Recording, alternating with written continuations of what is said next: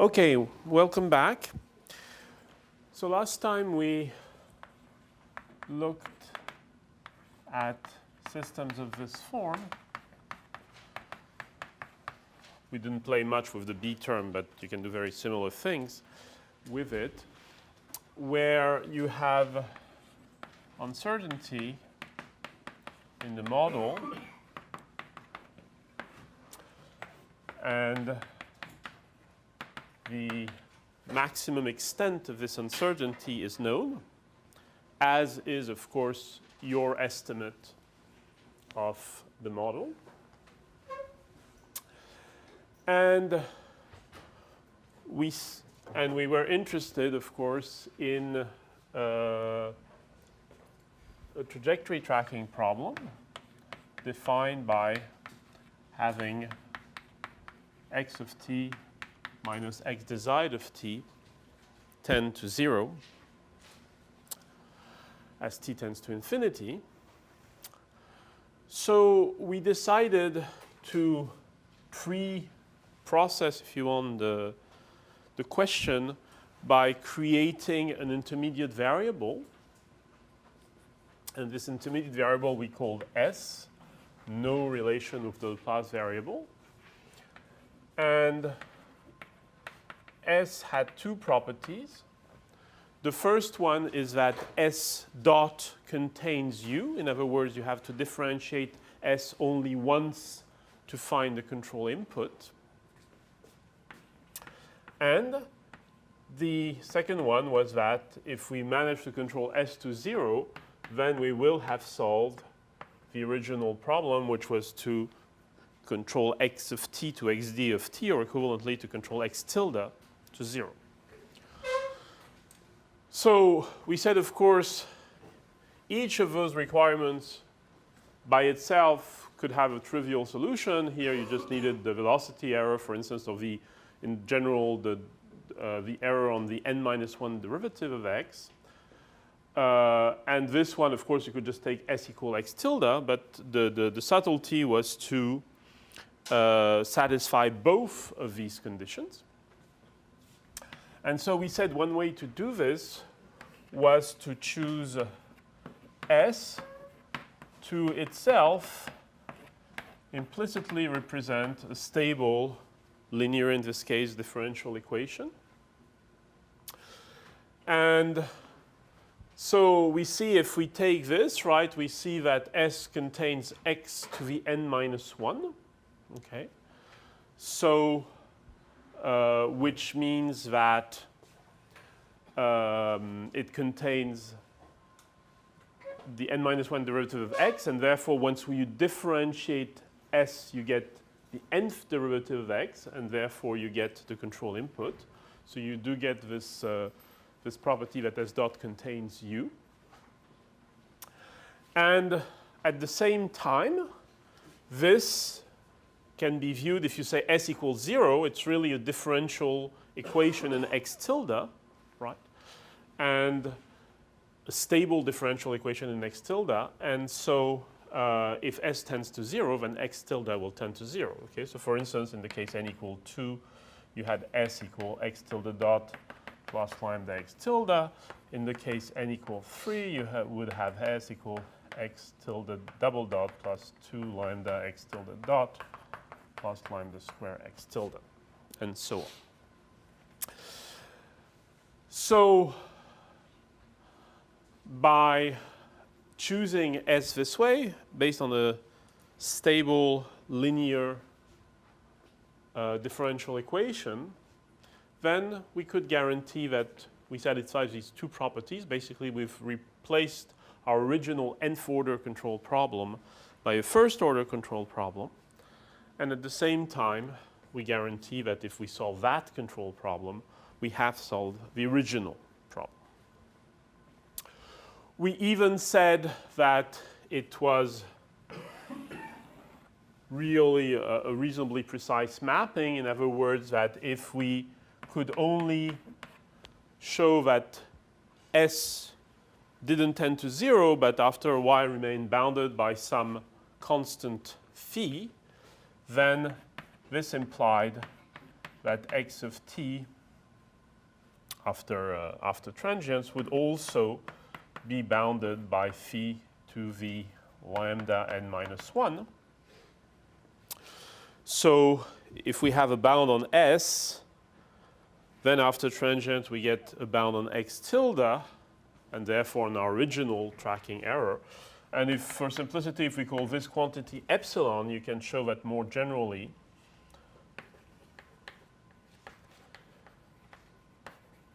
Not only x tilde, but all its derivatives up to order n minus 1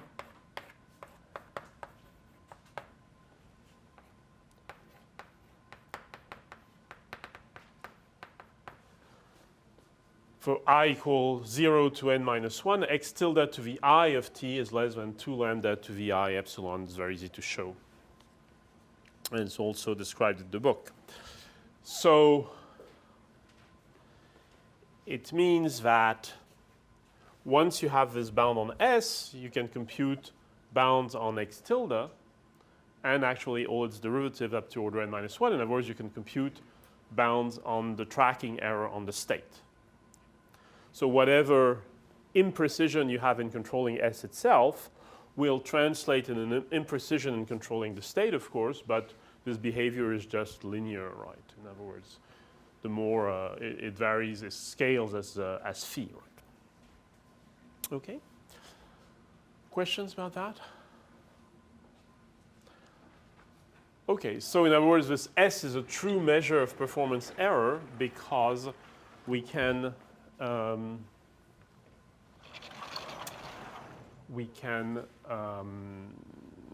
translate any error in S into an error in the original tracking question. So we also said that this, this was kind of an algebraic or a differential equation idea, right? Replace an nth order problem by a first order problem. That this could also be seen geometrically by saying that if somehow we manage to get the system to tend to S equals 0 and stay there, then once we are on this surface S equals 0, which is one constraint, one linear constraint in an n-dimensional space, so it's a hyperplane. So once we are on this surface S equals 0, then not only we stay there, but the equation S equals 0 tells us what x tilde does, okay? So in other words, this surface S equals 0, which remember always contains the desired trajectory xd of t, the vector, this surface S equals 0 is both a place and a dynamics, okay? In other words, as soon as you're there and you know you stay there, you know how you move on it, okay? And so that's the geometric version of saying we've replaced an nth order problem with a first order problem. The first order problem is to get on this surface, and then the other n minus 1 dimension take care of themselves by the very equation of the surface. Okay? Any questions about that? All right, and then we said, well, we saw it for a second order case, but it would be exact because of this choice of variables. This would be exactly the same for an nth order case. Okay, we said if we have x to the n equal f plus bu, then we would try to achieve this condition. So we gave a specific way of reaching this surface S equals 0, which was in this form. We called this the sliding condition. And eta is just some small positive constant.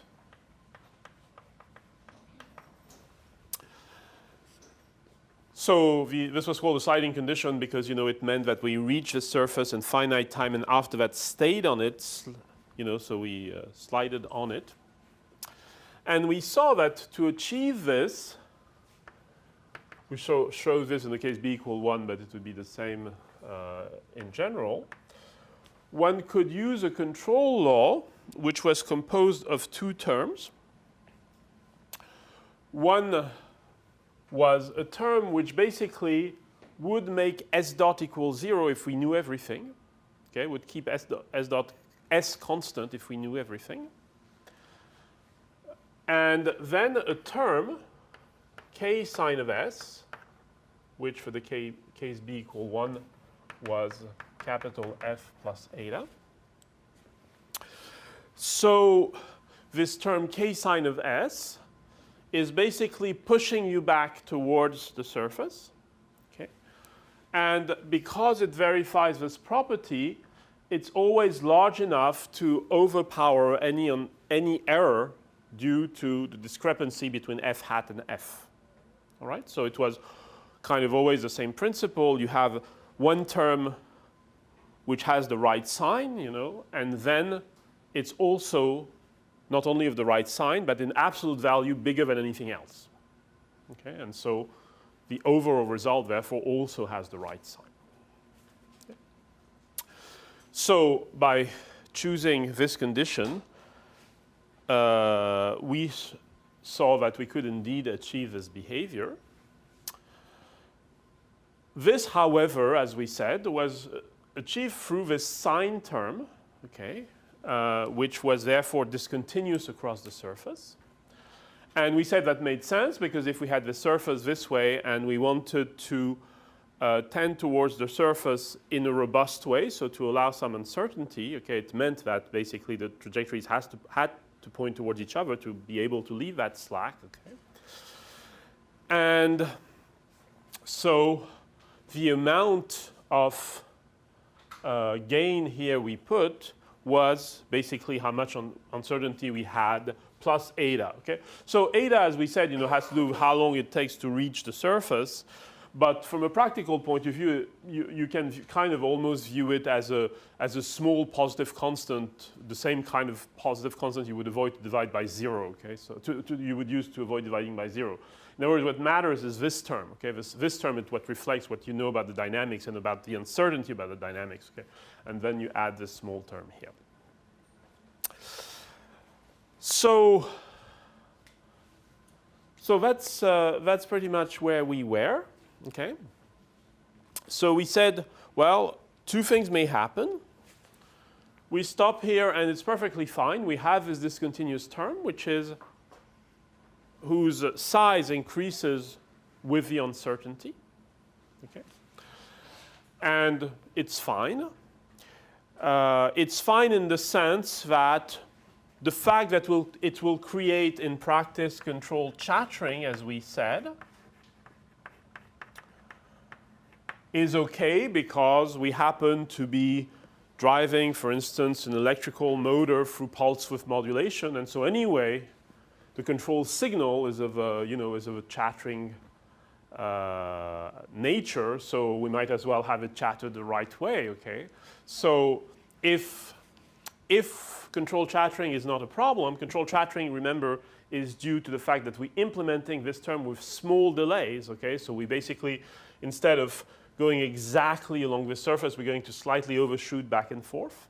Okay, so if control chattering is okay, then indeed you have a really high performance controller, right? Because it gets you on the surface, and once on the surface, your motion is really insensitive to anything that's happening around.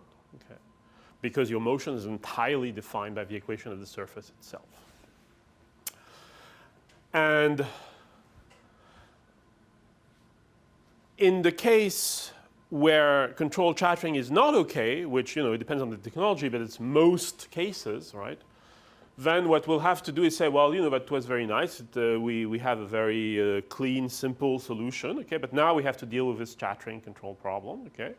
And so there's a variety of ways to deal with this, and we'll just talk about probably the simplest, the most obvious one, and show what happens then. Questions about that? So that's where we are, okay? So we derived all of this, okay? We saw we had the rather systematic way of doing this, okay, both for U hat and for K. It gives us this control law. If the technology allows, it's for instance an electrical motor with pulse width modulation, then we can just do this, okay? It will mean, by the way, that we need to we need to be able to do this computation also, fast enough, okay, but today that wouldn't be a big deal. Okay. But otherwise we'll have to do something. And again, we haven't played much with b. We assume b equal 1. As you'll see in the book, you have small variations which allow you to do exactly the same thing when you have a gain, okay, an unknown gain, as long as you know the sign of the gain. Okay? And there's various ways to do that. One is discussed in chapter 7, and another way is discussed as an exercise. Okay, so what's a very simple idea? Well, we could say we have a sine function here.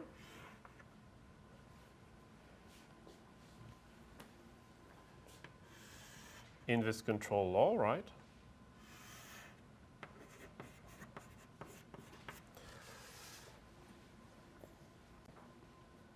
So instead of using this sine function in the control law, perhaps we can do something a little more gentle, okay? So something which is kind of a sine function. Instead of jumping around at x equals 0 or at s equals 0, we have some smooth transition between +1 and -1.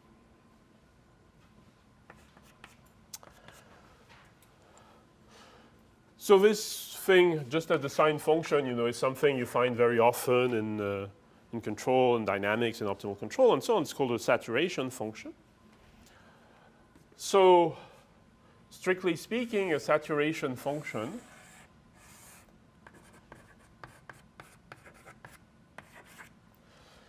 is something which goes from -1 to +1,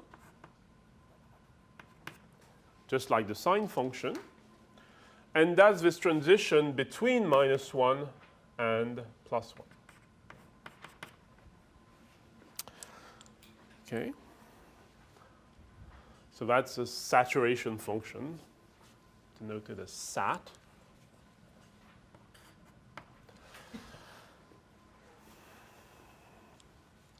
Now, intuitively, there's nothing magical about 1, about s equal 1, right? So what we'd like to do is be able to do this transition in some zone which we define, okay?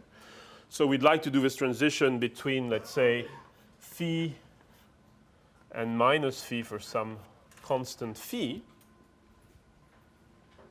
right? Rather than between -1 and 1, okay? Which means that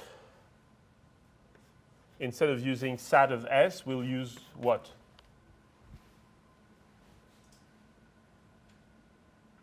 Sat of s would give us transition between -1 and 1. Okay, we want to transition between starting at minus phi and finishing at plus phi, right? So simply sat of s over phi. Okay. Yes. Sorry. So what was the motivation for making the transition happen at, or the saturation happen at plus and minus phi? Oh, okay. So what are we going to do? We're going to take this switching thing, okay, and try to make it more gentle, okay? Now, more gentle will depend on the system dynamics, the numbers, and so on, okay? So the more gentle has no particular reason to be between s equal -1 and 1. We should leave some freedom to pick some better number than 1, okay, to make it more gentle.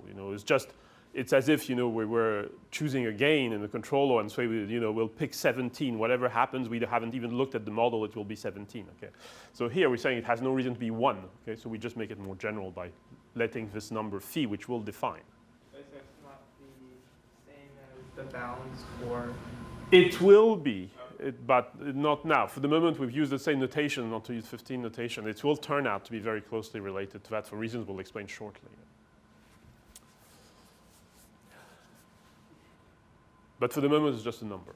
So you can, if you want to introduce an extra notation, feel free to. But it's just a number. Okay. Well, so actually related to that question, okay. So maybe I'll do a better a bigger drawing. Okay, so here we are.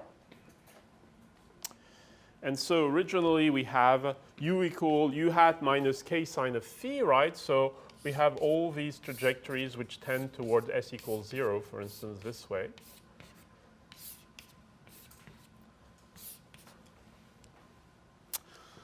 So that's with u equal u hat minus k sine of phi, minus k sine of s. Sorry. Now, suppose now I do not u equal u hat minus k sine of s, but indeed I replace k sine of s by k sat of s over phi. Okay, so instead,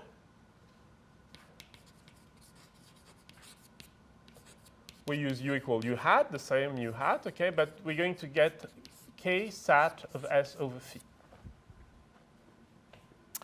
So in the control law, we're replacing this switching by something more gentle. So my question is, how does this drawing change when we do that, right? So this drawing, we have s equals 0, which is the surface, which moves along with xd, right? And we have these arrows, which, by the way, strictly speaking, are arrows as seen from the moving frame, right? As seen from the surface. They come towards you, right? But this is just a representation. Okay. How does this drawing change when using, instead of using minus k sine of phi, we use minus k sat of s over phi? Well, you see, sine of phi and sat of s over phi are exactly the same if s is larger than phi in absolute value, right? If s is larger than plus phi, then sine and sat are the same, right? And if s is larger than minus, smaller than minus phi, sine and sat are the same as well. Okay?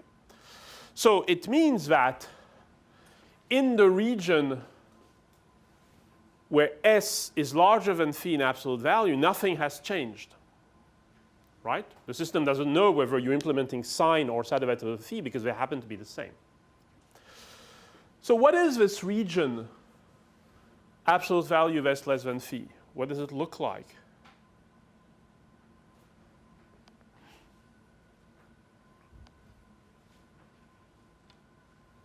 Well, this is s equals 0, right? It separates the space into, s positive, s negative, right? What's s equal phi? Well, it's somewhere here probably, right? If this is the positive space, right? And with s equal minus phi, it's somewhere there. Okay? So in other words, everything happens the same except in this region, which is limited by s equal plus phi and s equal minus phi.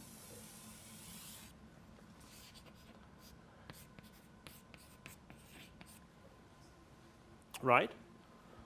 Outside of this region, anyway, sine of s is the same as sat of s over phi, so nothing changes.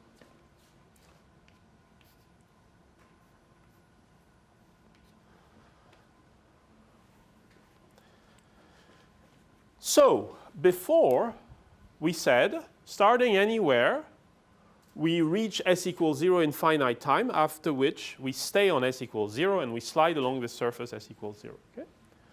What's the narrative now? Well, we were supposed to reach s in finite time, but actually the control is not the same in this region. So we reach this region in finite time.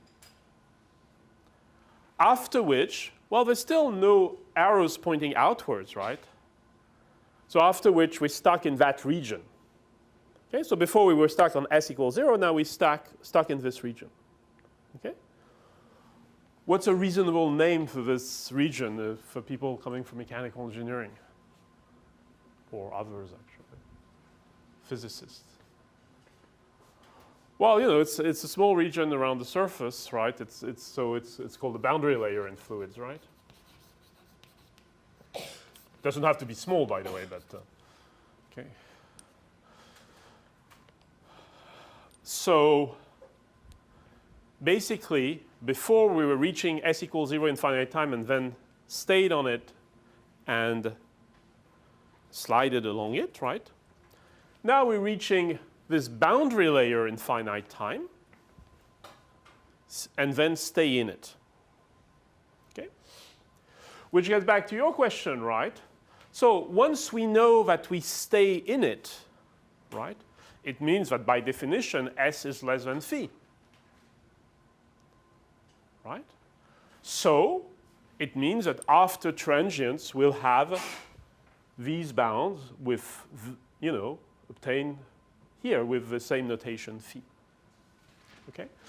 So before we were reaching the surface in finite time, and after which we had x tend to xd with a time constant given by the dynamics of S. Okay? So after transient S tended to xd. Right? Now we reach the boundary layer in finite time, a little less time actually. And then after transient, we can guarantee that S is less than phi, which in turn will imply, after transient, that we have these bounds on the tracking error. All right, so if we wanted, not sure if it helps, but if we had xd here, right, it means that after transient will be in some kind of box around xd contained in the boundary layer. Okay.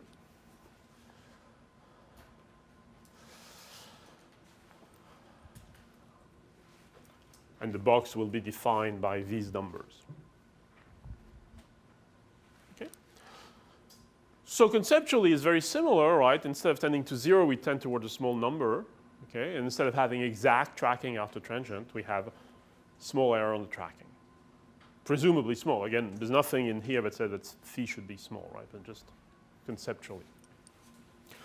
You had a question? Someone had a question? Yes. So by making this condition a little bit more flexible, we have the possibility of having that derivative equal to 0 instead of making sure that it's always less than or to some negative number. Well, you know, we basically this doesn't tell you at all what happens here. Okay.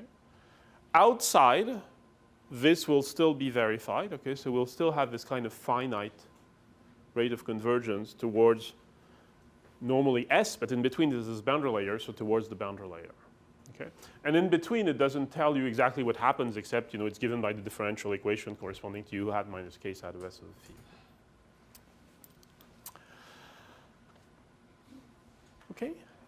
Any other question on that? All right, so in other words, what have we gained? Well, presumably, by being able to pick a reasonably large phi, we should make our controller reasonably smooth. We'll get back to that. Okay?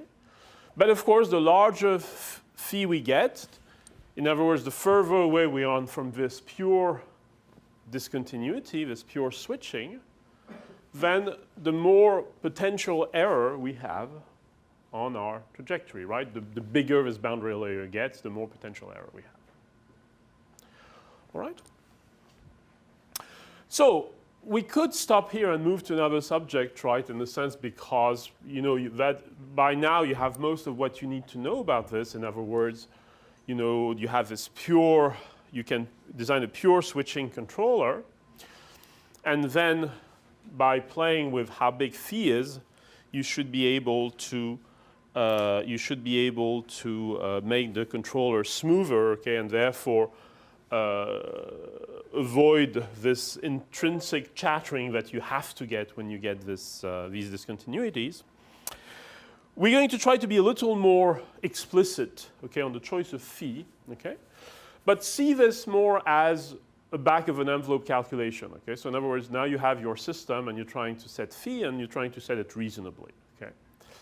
And so see this as kind of in the back of an envelope calculation, except the envelope will be reasonably big, okay, because we'll see, we'll have a number of remarks, okay, which are kind of engineering-like remarks, okay. But don't see this as profound math, okay, just, okay. Okay, so take your envelope.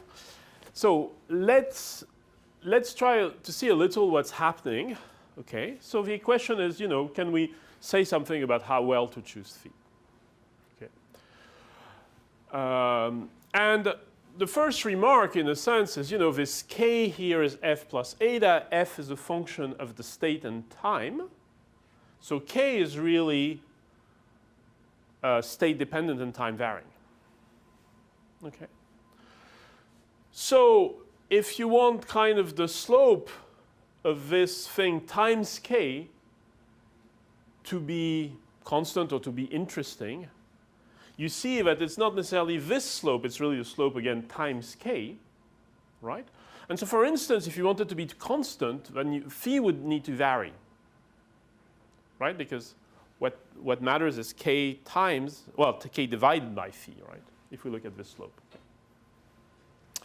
The problem is if phi starts to vary, we can't just do this very simple drawing because, you know, for instance, if it's shrinking on you, it could shrink faster than you reach the surface, okay? And therefore, if you're inside, you could be kicked out, right? Here, phi is constant, okay? All trajectories go in, so once you're in, okay? But suppose phi is shrinking, if it's shrinking faster than the trajectories that reach the boundary layer, but actually it's not true that this boundary layer is invariant, okay? So if we let phi be time varying or state dependent because motivated by the fact that k of xt is, we have to be a little more careful. In other words, we have to say, well, to say more explicitly, under which condition will it be true that once we're in the boundary layer, we stay on the boundary layer, okay? So it's very easy to show that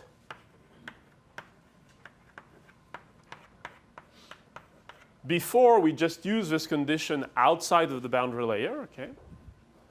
It's very easy to show. Now we need a slightly more specific condition which involves how phi varies. And that condition will be that 1/2 of d over dt of s square is less than phi dot minus eta times s. So in other words, you have this extra term. Maybe I'll put it in another color.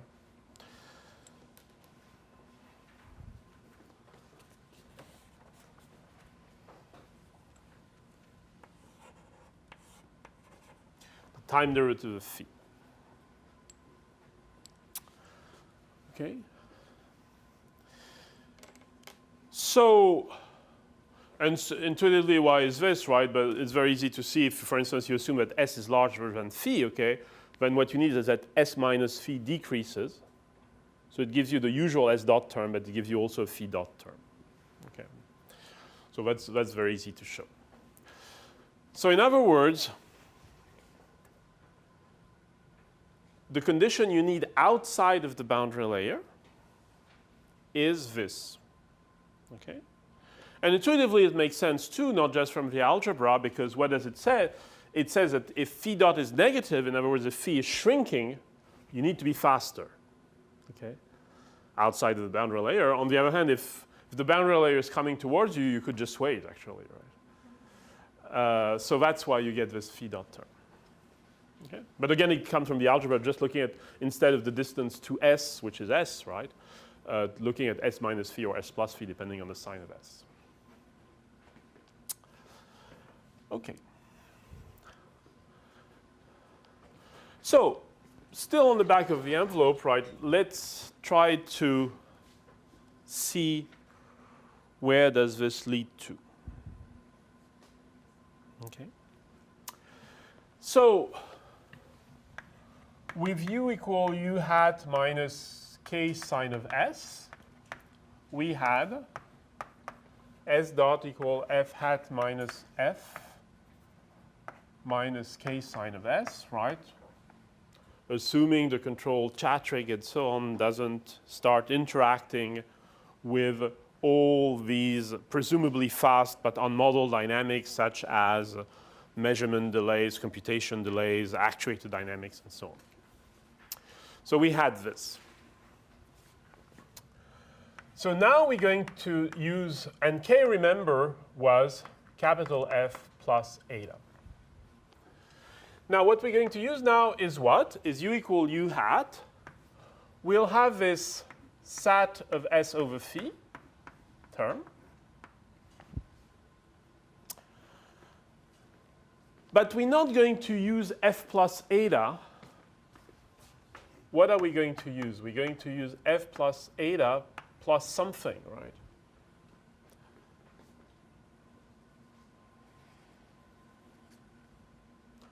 What's the something? Well, you see, from an algebra point of view, everything happens as if eta had been replaced by eta minus phi dot. Right? If you redo the algebra to try to satisfy this condition, whenever you had eta, you would have eta minus phi dot. Okay? So we can do that in k as well. And so maybe I'll keep the same color, right? We have eta minus phi dot. Okay? Sat of S over phi. Okay, so that's the equation we're looking at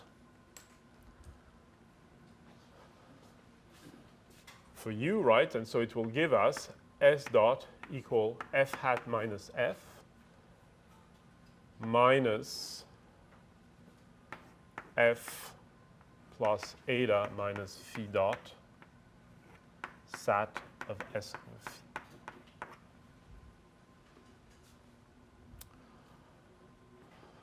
And this again is what we used to call k. Okay? So this is the equation we have.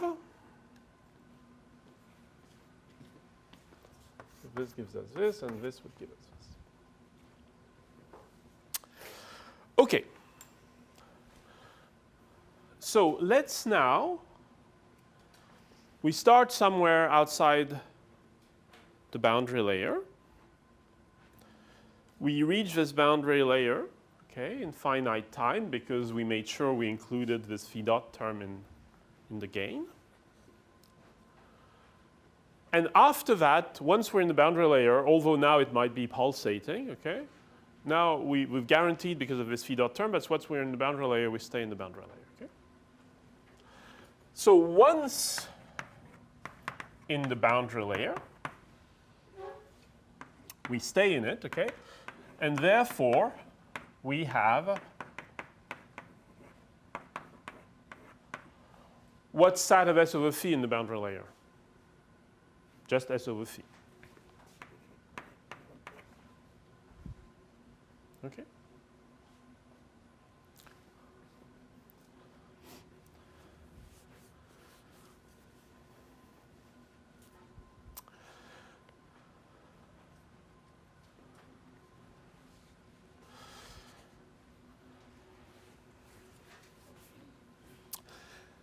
Okay, now,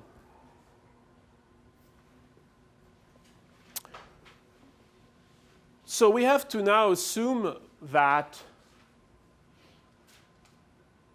F is reasonably smooth and the corresponding capital F is reasonably smooth. Strictly speaking, one would have to assume that they are Lipschitz. There are Lipschitz conditions on these functions. So you could get more technical about this. Okay. What we would like to be able to say is, so once in the boundary layer, this is true, but it's certainly correct, okay? And also once in the boundary layer, after some transients, these equations are going to be true. All right? So in other words, the real state and the desired state will be within something of the order of epsilon of each other. All right? And under some reasonable smoothness condition on F, okay, it will mean that the value, let's say, of F hat at X will be the value of F hat at X desired plus something of the order of epsilon. Okay. So after transients, X tilde is something which is of the order of epsilon. And so all of these quantities are what they would be along the desired trajectory, plus something of the order of epsilon, okay, strictly speaking, a Lipschitz constant times something of the order of epsilon. So what does it mean? It means that you can write S dot is equal to f hat d, meaning the value of f hat, which is a function of x and t, computed for x equal xd, minus fd. Okay, so in other words, these are all values computed along the desired state. There's going to be this k sub d, similarly, minus phi dot. S over phi is less than 1. Okay, so that if we multiply it by something of the order of epsilon, we get something of the order of epsilon. And so we just leave that term at the end. Okay, so this is an approximation, right? Is just saying all of these terms, because once we're in the boundary layer, we stay in the boundary layer, and therefore, after transients of time constants of the order n minus 1 over lambda, we have these bounds, then we can write this. And remember, I've used the fact that S over phi is less than 1. So we can reorganize this a little.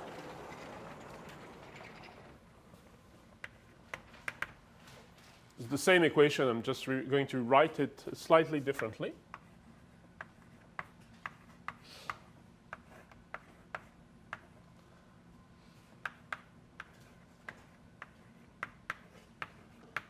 It's exactly the same equation, right? I've just reordered the terms.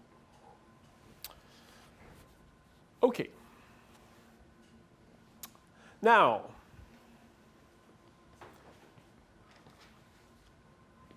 what does this equation say? It says as a first order dynamics, which gives me S. That's not surprising, right? Because we defined S precisely so that its dynamics be a first order, okay? And that's this dynamics, okay? So in other words, something which is driven by f hat d minus fd plus something of the order of epsilon, okay? That's not how, this is not what you implement in your controller, right? What you implement in your controller is this, okay? This is just trying to analyze what's happening in the closed loop system, okay? So we have S dot is equal to this plus this kind of input term. And so we've put the same input term here. Okay? And this block here corresponds to this terms times S. Now, by definition of S,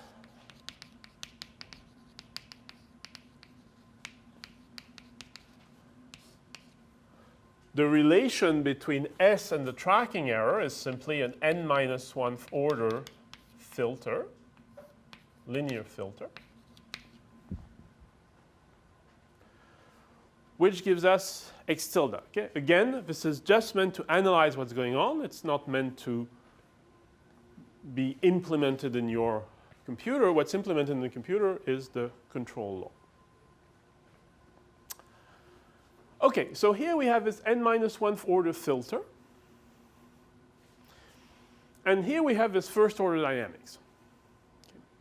Now, getting back to a question that one of you asked last time and that we mentioned, right?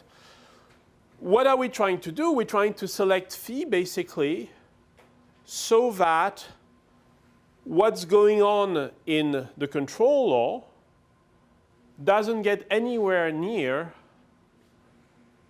the kind of time constants that model, that describe the fast but unmodeled dynamics that we've neglected, right? So in other words, here where I say u equal, it means I have instantaneous measurements, instantaneous computation, instantaneous actuator, right?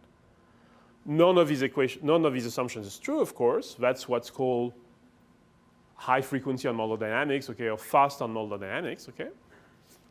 And so what we're trying to do is that basically be consistent, that nothing here gets any faster or gets near, within a factor 3 or so, of these fast on modular dynamics, okay? Because then we don't really know what's going on, okay? So it's just the idea. That's why I'm saying it's on the back of the envelope, right? It's just, okay? Now, what can we say about this first order term? Okay, so first of all, of course, it's easy to choose lambda. We still haven't said how to choose lambda, right? But it's easy to choose lambda to be a few factor 3 or factor 5 of these unmodeled fast dynamics, okay? So that's easy. The question is more this term, okay? Because this is first order nonlinear dynamics. Okay? However, we haven't yet chosen phi. Our question is how to choose phi well, right? So, you know, being very optimistic, you can say, well, suppose this term was exactly lambda somehow.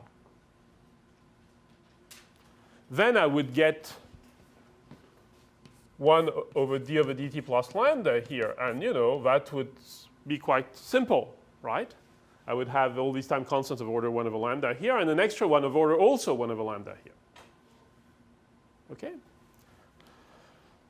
Now, is that possible? Yes, it's called algebra, right? How do we do this? Well, we just let phi dot plus lambda phi equal kd. That will give you exactly this. We just solve this block equal lambda. Okay? Initialize phi any way you want, non-zero, okay? For instance, such that the original phi dot is 0, for instance, if you want. Okay, so if we let phi plus lambda phi equal kd, that exactly solve this equation, this equal lambda. Okay? And therefore, it gives us exactly this block here. Okay? Now, can we do that? Yes, because we haven't selected phi yet, right? So this is how we'll select phi. And we'll see, of course, it will be time varying as we gave it the freedom to be. So in other words, we can get this block here to be simply this first order dynamics by definition of phi.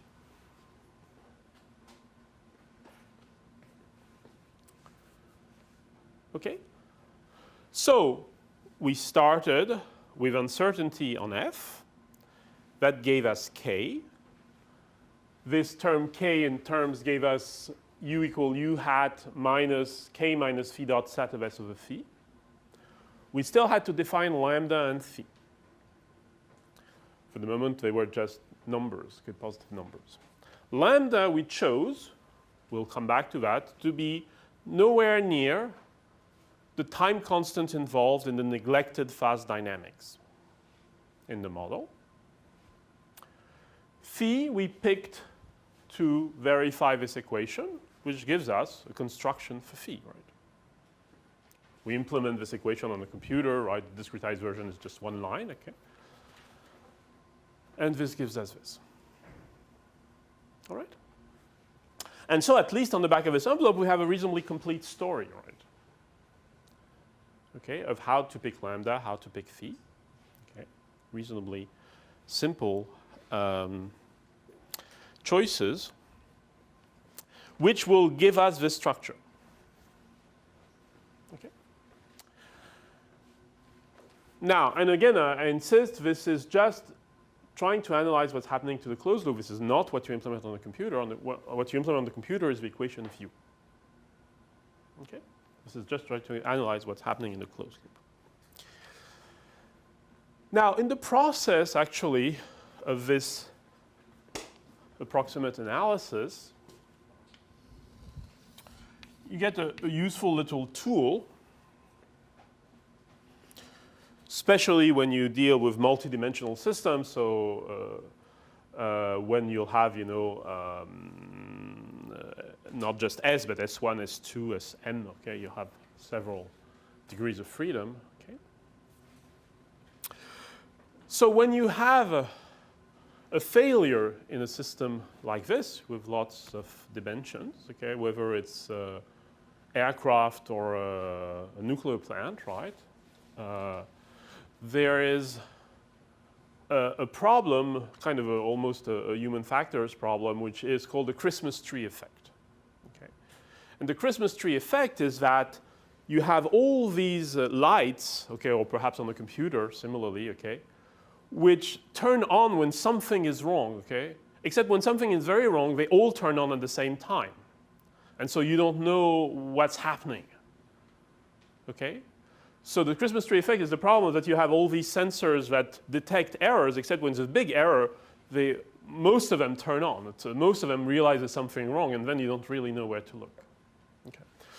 So it's nice to try to have kind of more concise way or more informative way, if you want, to describe what may go wrong, if you want. Okay. So there are these things called S trajectories, okay, which, you know, you can plot in real time on a moving window, okay? And so what are those? Well, so first of all, you plot S as a function of time, okay? So it does whatever it does. So this is S.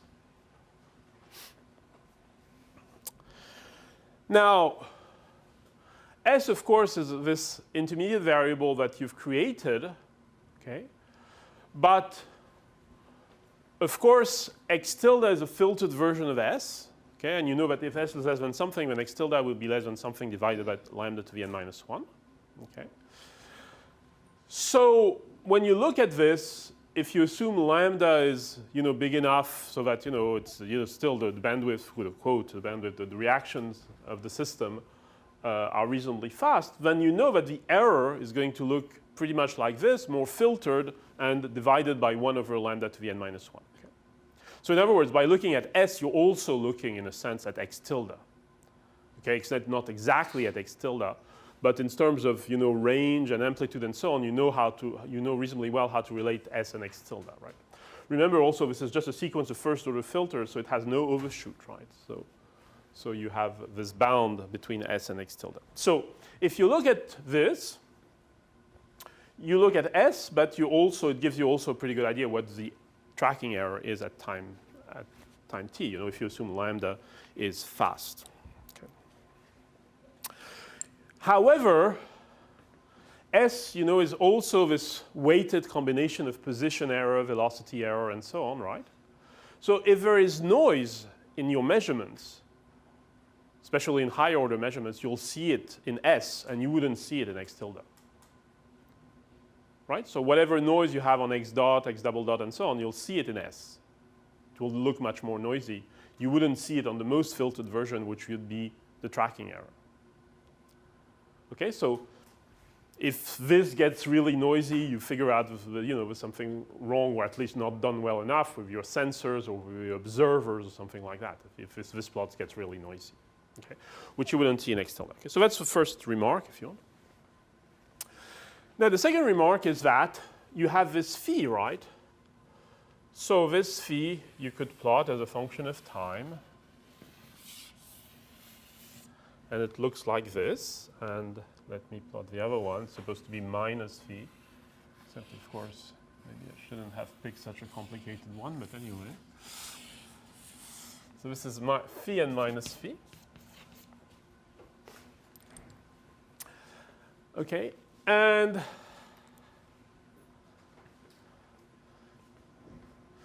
this contains several amounts of information as well. Okay? First of all, it means that, you know, suppose the orange curve is basically along the x-axis in this plot because phi is so much bigger than S. Okay? Basically, you don't see the orange curve, right? It means that your assumption on the uncertainty are way too conservative, right?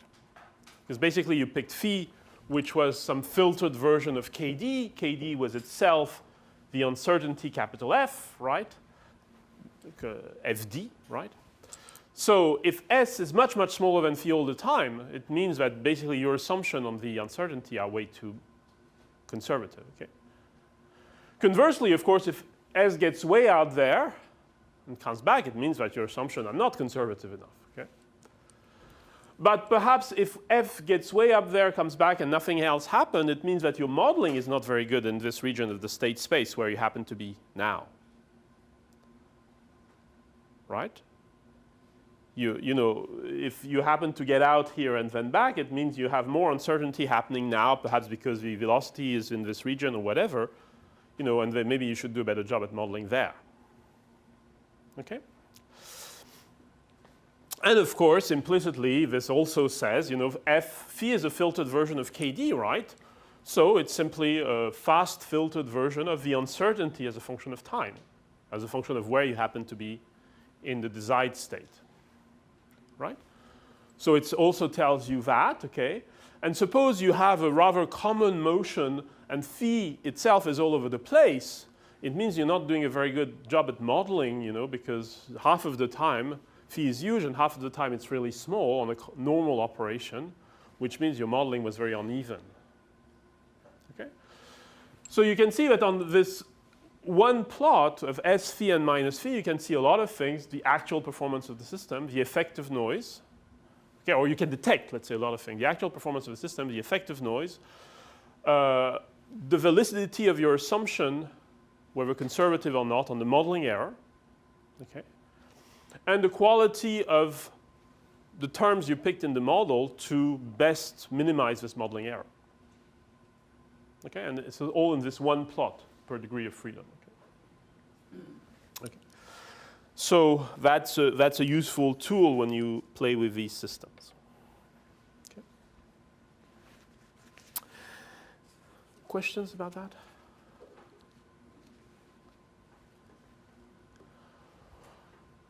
Okay, so still with the same flavor of, you know, approximate calculation to see what's going on, right?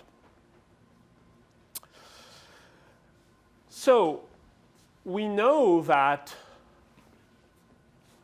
we have these after transients, these bounds after transients. We also know that phi changes, okay? So suppose we, just to understand roughly what's happening, we decide to neglect all time constants of the order of 1 over lambda. In other words, we assume that these are reasonably fast dynamics. Of course, nowhere near as fast as the unmodeled dynamics, but still, you know, system is reacting well. So if we neglect time constants of the order of 1 over lambda, okay, then very, very roughly speaking, it means that phi is like kd over lambda, right? There's not much of a filtering and you just get the DC term.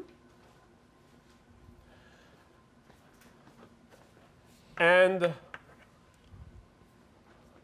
we also know that we have this bound, okay? Lambda to the n minus 1 times the maximum value of x tilde is roughly equal to phi. Again, you know, there are dynamics floating around, but we assume they're fast. So you have phi, which is of the order of kd over lambda, and lambda to the n minus 1 times this, which is the order of phi. So if we pick the two together, it says that lambda to the n times the maximum value of the error is of the order of kd, which is itself fd, remember, because we said eta was a small term.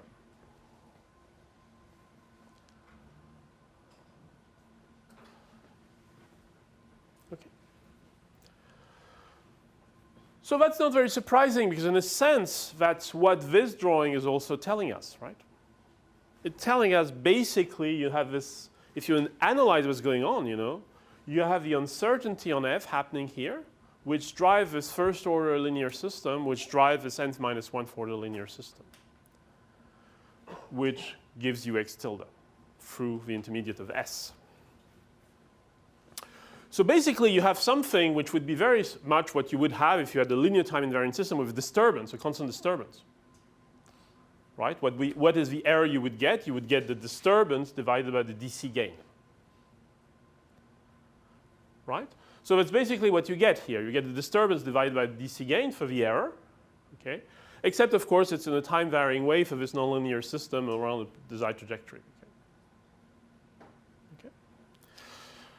But so, because you have this diagram and this kind of simplified approximate calculation, you can see that you're going to have very much the same trade-offs that you would have for linear systems in response to constant disturbance, linear time invariant systems in response to constant disturbances. Okay. So you can see here you have this uncertainty on the dynamics. And we have this. And of course, you can, we have these approximations, so you can see this approximation as being valid at any time. Okay, so all of these quantities change with time. Okay. So,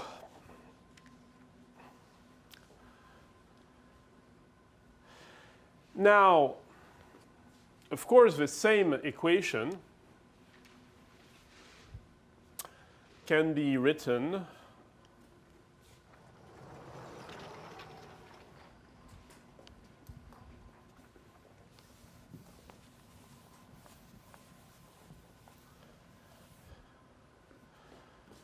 saying that the max of x tilde, or the instantaneous x tilde with some approximation, right, is less than fd over lambda n.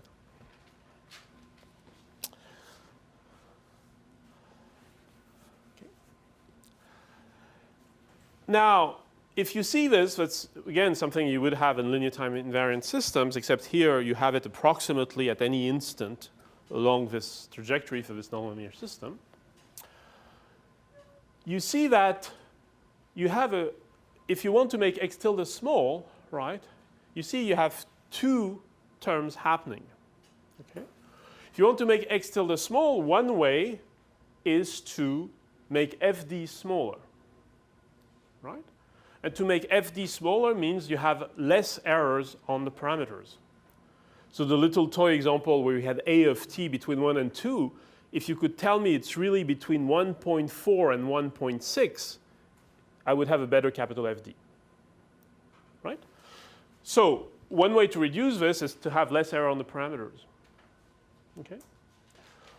What is the way to reduce lambda, to increase lambda? Well, is to be able to have faster on model dynamics so that we can have a bigger lambda without interacting with them. All right? So in a sense, this is a ratio between two forms of robustness, okay, or two forms of model uncertainty. Okay? The top one is uncertainty on the parameters, the gains, additive terms. And this, the bottom one, is uncertainty on unmodel dynamics, okay, which means in a sense uncertainty on the order of the system. Should we have included this extra vibration term? Okay, which would change both lambda and n. Okay, so you have a ratio of uncertainty on so-called parametric uncertainty, right? And fast unmodeled.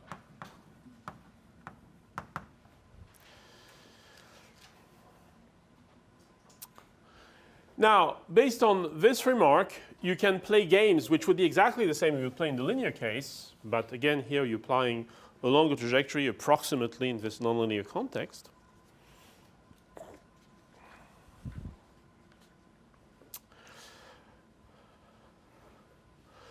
So for instance, these remarks are detailed in the book, but you could say, well, if I have a complicated model, maybe a way to reduce f would be, capital F, would be to include more terms in this model.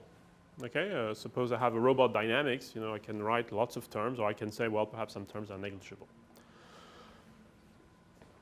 But this would imply, computing them, okay? And so the question becomes, what limits lambda? Okay. So let's see what is lambda possibly limited by. And this discussion would be the same in the linear control course. Here, it's more, within a mechanical engineering context, but, it could be in general. So lambda is limited by a number of things which have to do with the fact that you wanted to win a factor 3 or 5 of the unmodeled fast dynamics. All right? So what could there be? Like you could have, for instance, structural unmodeled dynamics. For instance, your motor is going through a shaft, and this assumed the shaft was rigid. Okay, and of course, there's always some flexibility. And so you have a frequency in hertz of the first flexible mode, nu sub r. It's in hertz, so you have a factor 2 pi, and let's say you divide by 3. Okay, so nu sub r would be the frequency of the first unmodeled vibration mode. Okay? And you want, with the right units, to be within a factor of 3 or 5. Again, this is not precise, right? It's just a ballpark. Similarly, you may have a motor time constant, which means that lambda should be less than, again, that time constant of the actuator, and again, perhaps within a factor of 3.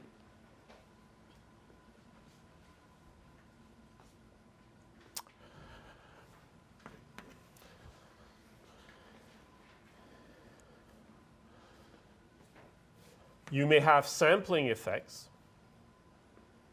In other words, this could be, the real nonlinear controller could be implemented, will be generally implemented on the computer. Okay, so you have a sampling rate.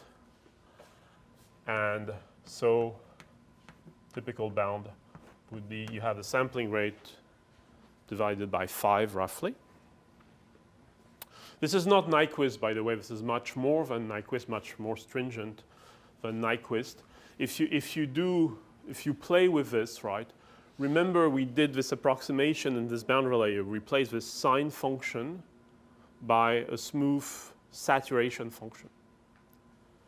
For this to work in a sampled system, in other words, you take measurements only at discrete times, it means you don't want to go from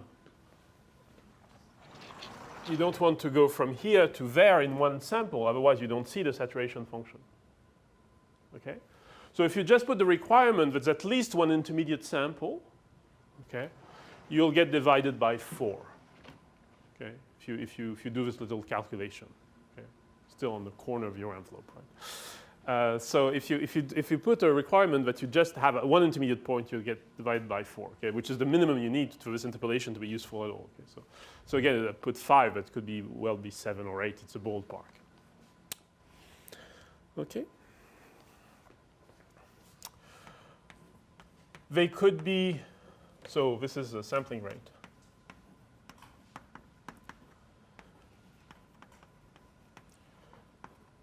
Similarly, you could have measurement dynamics or an observer dynamics, okay?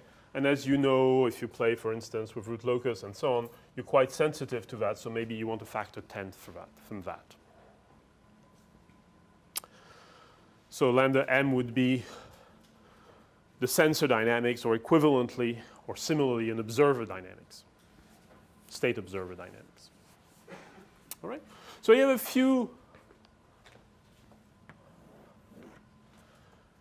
a few bounds like this. So lambda has to satisfy all these bounds. Okay? And at the same time, of course, because of this, you want lambda to be as big as possible. Okay? So how are you going to pick lambda? It's constant, right? You want it to be as big as possible and smaller than all of these things. Well, just take the minimum, right? So it just says you want lambda to be the minimum of all these bounds. So let's give them a name. Okay, lambda S, lambda A, lambda not S. Let's say sample, and lambda measurement. So you want lambda S, lambda A, lambda sampling, and lambda M. And any other you may have. Okay. Right? Because this has to be as large as possible and still smaller than all. Right?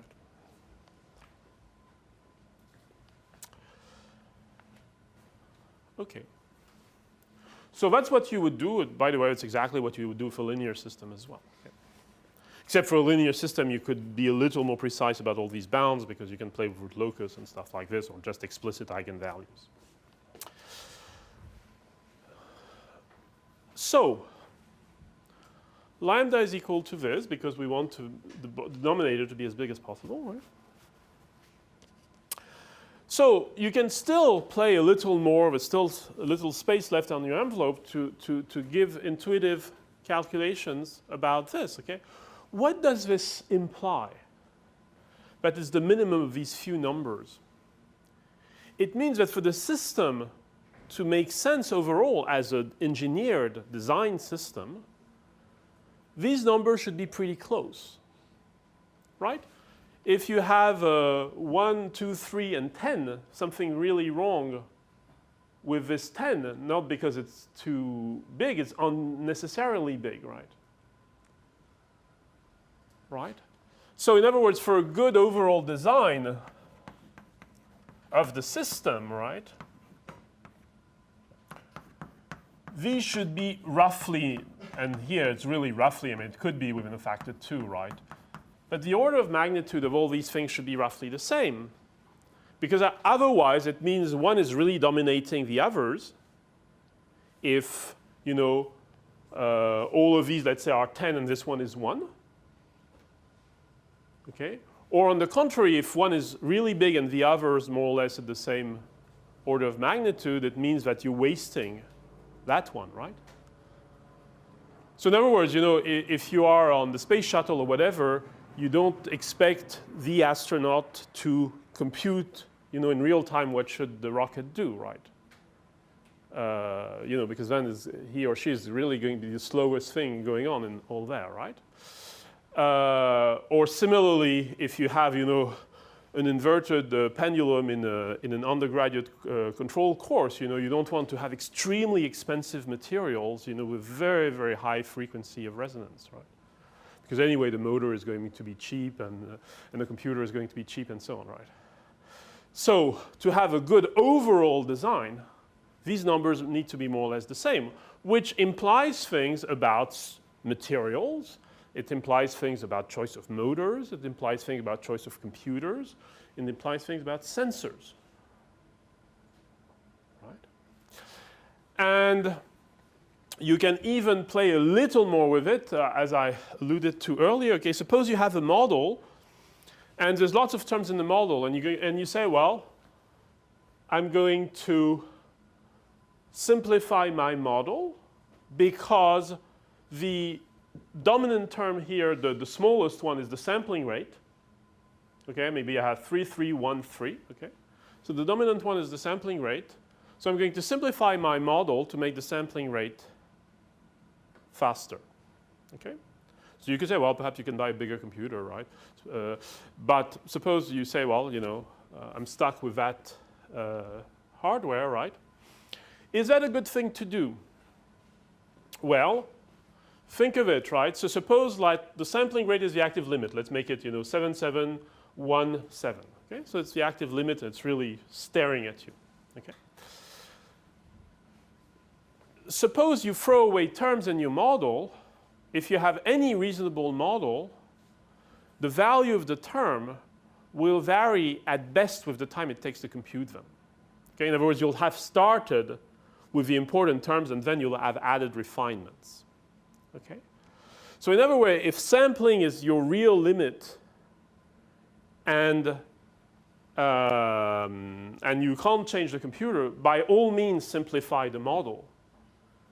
Because here this is varying linearly with errors in the model, and this is varying to the power n. Right? So basically sampling should never be your active limit. Right? Because you can always simplify the model so that it goes to the next one. Okay? So you see, out of these very, very simple calculations, you can make all sorts of basic engineering predictions. Right? And then, of course, you can refine them, and you can take teams to refine them and so on. But you can already, like in half an hour, have a pretty good idea of what's going on. Okay, and what are the trade-offs between materials, actuators, sensors, and so on, computation, algorithms. Okay, just based on these very simple ideas. Yes? Oh, similarly, yeah, you're absolutely right. So delay would appear very similarly to this. Okay, so like an extra constant. And again, it may not be a factor of 3, it may be a factor of 5. All these are ballparks, right? But that's pretty much how it would appear. The delay for different parts would add up. Yes, of course. If you see this as pure delays, yeah. If you have delays in several things, then you have a total delay, then those would add up, yeah. The reasoning is always the same, right? You place yourself through all of this in a certain time constant range. You assume that things move this fast, and you want to make sure this is a consistency argument. You just want to make sure that this fast is nowhere near things that you've neglected. Okay, that's all. It's just a consistency argument. Okay. Questions about that? So next time we'll go one more step. We'll say, suppose that in all this uncertainty we have between f hat and f, we have a little more structure. Namely, we know that some of the terms of this uncertainties, the a's and b's, or whatever the a's and the d's and whatever happen in this uncertainty, some of these terms happen to be constants. For instance, if you have a robot and it's handling a load, right? It's handling the load well. The parameters of the loads, we'll come back to those, are constants, right? Things like mass and so on. So we will see that in that case, when part of the uncertainty is due to constant, you can go further than just this robust control. You can add what's called adaptation. And adaptation basically will make the system work as if in the system model, in the F, as if the unknown constants were known. So basically, in terms of uncertainty, you'll only have to deal with the time-varying things. Okay? So that will be the next step. Take this and say, well, by the way, I know a little more about my model. Namely, some of this source of uncertainty is due to constants. And we'll show then how to design these adaptive controllers to get rid of the effects of these constants. So that's what we'll do next time.